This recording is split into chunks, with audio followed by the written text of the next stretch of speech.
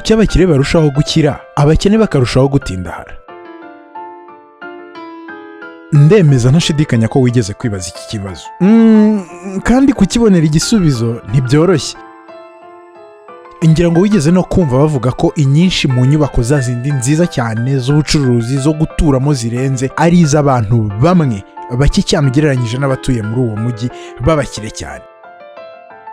Ndemeza ntashidikanya ko wigeze no kumva ko inyinshi muri business zikomeye zinjiza amafaranga menshi ari iz'abo bantu babakire.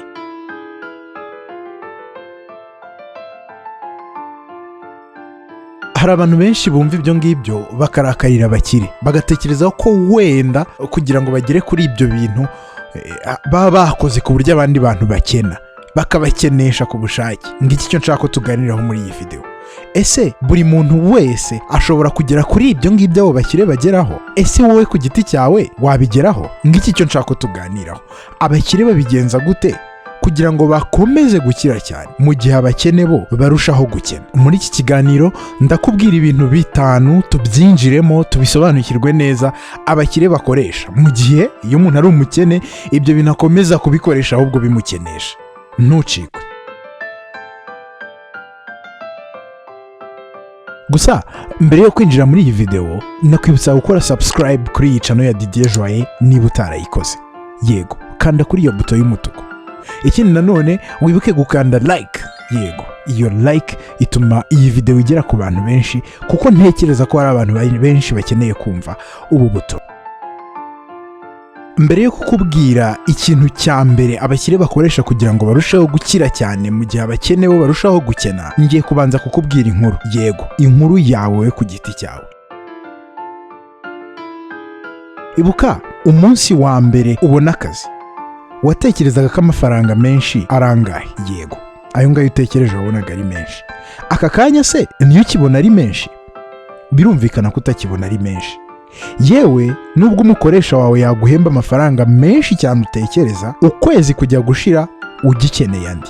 Abigenza gute se we kugira ngo akomeze guhembe wowe ukwezi kujya gushira ukimukeneye kandi we akinjiza amafaranga abone n'ayaguha n'ayasigarana? Reka mbigusobanurire. Akenshi iyo umuntu ahembwa umushahara uca kuri banki, nuko banki igakuraho ya yandi yayo nyine y'ubukode bwa banki ugasigarana amwe ariko banki yamaze gukuraho ayayo. Byarangiza ukajya guhaha ibizagutunga muri uko kwezi niba ufite umuryango n'ibizatunga umuryango wawe. Wamara kujya guhaha ukagura imyambaro, wamara kugura imyambaro ukasigarana amafaranga ya telefone ayo uzakoresha uri guhamagara abantu. Uba ukeneye ya transport, waba ugenda muri shira umuteto ufata agakaske cyangwa se ufite imodoka yawe witwaramo, aya transport uba uyakeneye kuko ushobora kugura essence cyangwa ukishyura imodoka izagutwara. Amaherezo ugasigarana amafaranga uzakoresha uri kwidagadura. Noneho niba uzajya kunywa byeri, sinzi niba ari Mitsingi cyangwa ari Primus cyangwa Skol, ariko ayo nayo agomba kuboneka, ndetse ugasigaranamo nayo uzasengerera abandi cyangwa se uzaguramo inkoko cyangwa se nyamacombe, zibiterwa n'ikigushimisha iyo wasohotse. Nari nibagiwe ko ugomba gusiga na ya nyiri inzu cyangwa se waba ufite inzu yawe, buryo ugira nayo yitaho, ayo wishyura amazi n'umuriro, ayo yose ugomba kuyatanga. Ikibazo kibiki tariki 20 cyangwa 15 zijya kugera ibyo byose mvuze, wa mushahara wawe byawukamuye. Ukibaza uti se ni ryari koko nanjye nzahinduka umukire? Kuko uhora ubaho ahubwo urwana no kutajya mu myenda, kuko umushahara ukorera wose uba washize. None se abakire babigenza gute ko nabo ibyo bintu babikenera kugira ngo babone amafaranga aruseho? Harya uribuka impamvu nakubwiye ibi byose? Impamvu nakubwiye ibi byose ni ukugira ngo nkubwire ikintu cya mbere abakire bakoresha kugira ngo barusheho gukira cyane. Icyo kintu reka dusubire inyuma gato nyikubwire.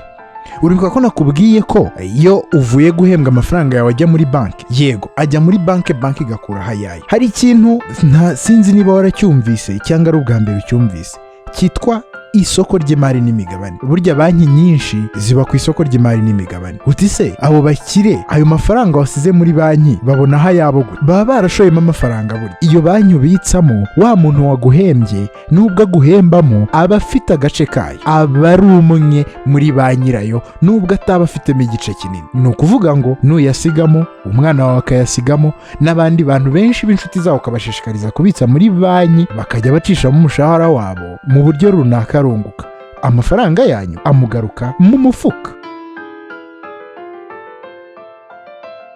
Uragira ngo birangirira aho gusa se? Ibuka ko uko ugenda uhembwa ukumva uri kugenda ugira amafaranga utangira kuvuga uti hatazagira umbona mu isoko riciriritse, reka njya kugurira muri supermarket, nuko akaba ari ujya guhahira. Yego ni byiza, ariko uzi ikindi, wa muntu waguhembye iyo supermarché atariye cyangwa se adafitemo imigabane niyo yaba mikeya, inzu iyo supermarché ibamo iba ariye. Ni ukuvuga ngo kuri ya mafaranga uri muhahisha andi nayo amusubira mu mufuka. Yaguhembye ariko nujya guhaha andi aramugaruka mu mufuka. Ubwo singiye muri byinshi ngo mvuge ahantu uca mu gitondo ugafata agakawa, ya telefone uhamagaza n'amayinite yayo, cyangwa se ngo mvuge imodoka yawe ugendamo, ahantu icisha ugiye kunywa esanse.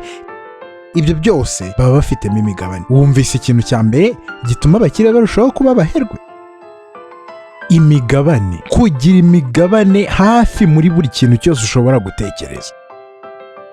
Uti imigabane se bayibona bate? Abaherwe benshi cyangwa se abakire bashora amafaranga yabo muri sosiyete cyangwa se amakampani akivuka, nubwo biba bisa naho harimo riske nini cyane yuko ayo makampani ashobora guhomba. Ntibapfa kujugunyamo amafaranga uko babonye, ariko nabo bareba igitekerezo gishobora kuzunguka, nuko bagashoramo amafaranga yabo. Igihe byungutse bakuramo amafaranga menshi cyane. Urumva ko baba bafite agace runaka k'iyo sosiyete. Uburyo bwa kabiri babonamo imigabane ni ukugura imigabane ku isoko ry'imari n'imigabane. Byo ntibigoye, nawe ushobora kubikora rwose, ntibisaba amafaranga menshi. Ushobora gutangira ushyiramo make, ukagenda ureba uko azakura uko igihe kigenda kiza. Niba wumva ushaka kumenya byinshi ku bijyanye n'isoko ry'imari n'imigabane, unyandikire muri comment. Nshobora gukora video iri ukwayo nkavuga kuri ibyo ngibyo by'isoko ry'imari n'imigabane. Tujye ku kintu cya kabiri gituma abaherwe bakomeza gukira cyane. Ni ikihe? Ideni. Ideni. Uti gute se? Uwigeze wumva umuntu ari kubabwira ati mushobora kujya muri banke mukumvikana n'umukoresha wanyu, nuko mukazaza mu kigo cyacu tukabaha nka kwiziniyeri, televiziyo, radiyo nziza cyane se cyangwa ibindi bintu, ukazagenda wishyura gahoro gahoro, nawe ukabyishimira ukagenda ukabigura, yewe ukaba wagura n'imodoka. Gusa si ikintu kimwe, abakire si iryo deni ndi kuvuga ko bakoresha, iryo rirushaho kugukenesha aho kugira ngo riguteze imbere. Abenshi mu bakire bafata amafaranga ya banki cyangwa se y'ideni nuko bakayabyaza andi, bakayashyira mu mishinga yunguka, mu gihe wowe wayafashe ngo uyizigamiye muri banki ikayabaha bakayakoresha, nuko bakazayihereza inyungu, ariko nabo bagize inyungu. Uri kubyumva neza? Amafaranga kuyabika gusa nta kintu bimaze. Ubishoboye ukumva ushobora gukoresha ideni ukabyaza amafaranga andi, icyo ni ikintu cyiza rwose. Urugero, ushobora gufata amafaranga ya banki ukayaguramo inzu, nyuma yo kuyaguramo inzu ukayikodesha. Urumva ko undi muntu utari wowe azaba arimo kwishyurira ideni, kandi nawe inzu na pariseri iriho ubisigarane. Urwo ni urugero rworoshye cyane ushobora kumva. Simvuze ibindi bintu byinshi cyane ushobora gukoresha ideni. Gusa ideni ni ryo kwitonderwa. Ubanza kureba ko ushobora kuryishyura koko, atari iryo kugura ikintu wumva wifuza, ukareba ko ari ikintu gishobora kubyara inyungu. Ubwo ni ubundi buryo abakire bakoresha ngo babone amafaranga. Uburyo bwa gatatu abakire bakoresha kugira ngo barusheho gukira ni abandi bantu, kumenyana n'abandi bantu. Uti babikoresha batese? Hari imvugo imenyerewe abantu bakunda kuvuga ngo abantu muziranye bagena amafaranga utunguka angana. Iyi nibyo. Burya uramutse ugendanye n'umuntu ufite miliyari, wowe uramutse ufite ibihumbi 20 muri icyo gihe, mu buryo runaka ibyo bihumbi 20 byawe, kubera ko ugendana n'uwo muntu ufite miliyari, bishobora kuzavamo miliyoni, ndetse bikaba byavamo nawe miliyari. Ntago nanjye nakubwira ngo bigenda gutya, ariko biranoroshye kubyumva. Byoroshye gute? Umuntu agira amafaranga bitewe n'uko yakoresha. Uko ugendana n'umuntu uzi kuyakoresha neza, uko ashobora kukuguriza nawe ugashobora gukora ibindi bintu biguteza imbere. Uko ugenda umwigiraho niko ushobora kugenda ukora ibindi bintu. Niyo mpamvu abakire bagendana n'abakire, bagira n'ikibazo bakabona ababatabara. Ni ukuvuga ko rero abantu mugendana batuma ukomeza gukena cyangwa gukira. Twihuse tukajya ku kintu cya kane. Ikintu cya kane gituma abakire barushaho gukira ni uguhanga udushya. Uti guhanga udushya? Innovation cyangwa se innovation. Uti gute se? Wigeze wumva inkuru y'umuntu wari usanzwe akora ibintu runaka, nuko akora ikintu ahita ahinduka umunyamamiliyari, umuherwe? Nzi ko wabyumvise. Wumvise inkuru y'umuntu witwa nka Bill Gates, wumvise inkuru y'umuntu witwa Zuckerberg, ariko wijya kure, garuka hafi mu Rwanda ujya wumva abantu bakora ibintu by'indashyikirwa, nuko byarangiza icyo kintu bakoze kikavamo company cyangwa se sosiyete ihindura uwo muntu umuherwe. Utabigenza ate? Hari abashobora gutekereza ko mu ijoro rimwe aryama akabyuka, yamara kubyuka akahita agira igitekerezo gihita kimuhindura umuherwe. Reka da, bituruka ku bumenyi. Ni ukuvuga ko aba afite ubumenyi asanzwe akoresha. Umuhanga witwa Malcolm Gladwell yavuze ko kugira ngo ugire ubumenyi ku kintu uba ushobora no kuvumbura, ugomba byibuze gukora icyo kintu amasaha 10,000. Amasaha 10,000 ni menshi. Ngibyo rero ni ukuvuga ngo uko umuntu yihatira gushaka guhanga agashya, agakomeza akamara igihe kinini abikora, agera akagahanga. Ariko kugahanga ntibyoroshye, kugahanga nabyo ntibihagije. Uti kubera iki? Guhanga ikintu ntibikugira umuherwe, oya, ahubwo kumenya gucuruza icyo wahanze. Tugaruke inyuma, uribuka kare ko nakubwiye ko abakire bamenya gukoresha umwenda. Hari ubundi buryo urushaho gukoresha amafaranga y'abandi bantu kandi ntibibe n'umwenda. Uribuka ko nanakubwiye ko abakire bashyira amafaranga mu mishinga ikivuka. Nuko ubigenza igihe uhanze agashya, ushobora guteranya abakire runaka, wamara kubateranya bagashyira amafaranga mu bintu byawe, warangiza nawe ukabahereza imigabane muri icyo kintu gishyashya. Urumva watangiye kugira amafaranga, watangiye kumenyana nabo, watangiye gukorana nabo, nawe ubahaye imigabane mu kintu cyawe. Urumva ko amafaranga nawe watangiye kuyagira. Ngubwo ubundi buryo abantu bahinduka abakire.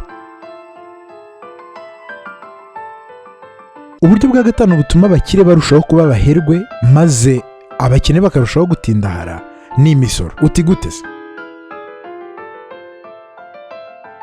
Wari uzi ko ku isi rubanda rugufi ndetse n'abakene ari bo bishyura imisoro myinshi cyane kuruta abakire n'abaherwe? Uti gute se? Reka nguhe urugero.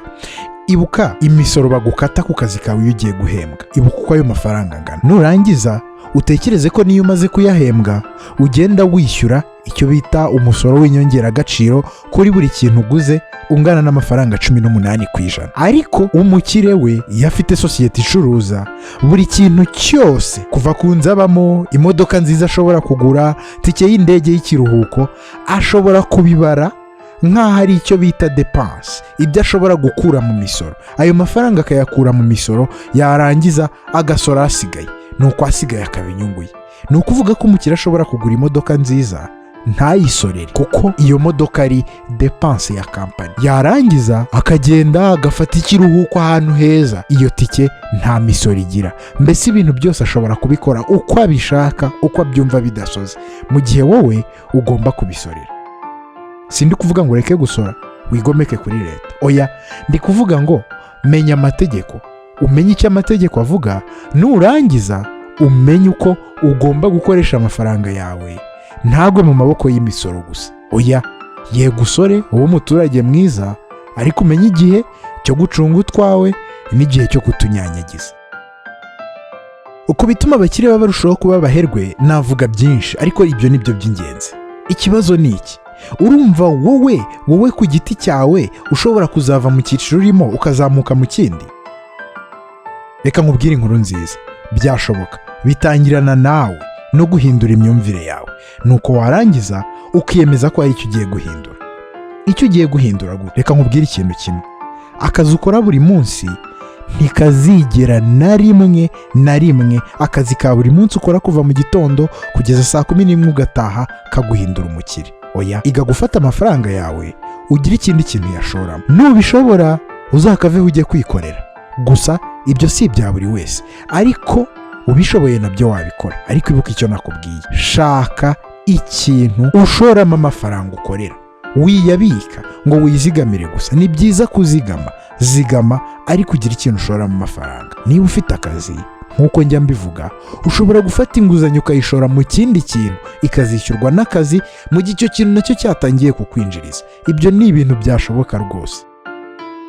Umugabo witwa Robert Kiyosaki mu gitabo yise Rich Dad Poor Dad yigeze kuvuga ko kugira ngo umuntu atere imbere ngo agomba kumindinga his own business. Ni ukuvuga ngo mind your own business. Buri gihe tekereza kugira business yawe ku giti cyawe nubwo waba ufite akazi. Ni ukuvuga ngo ushaka ikintu ushyiramo amafaranga cyunguka. Nutaha uvuye ku kazi ushaka ikintu ushyiramo amafaranga cyunguka. Aho niho uzashobora gukora bya bindi nakubwiye.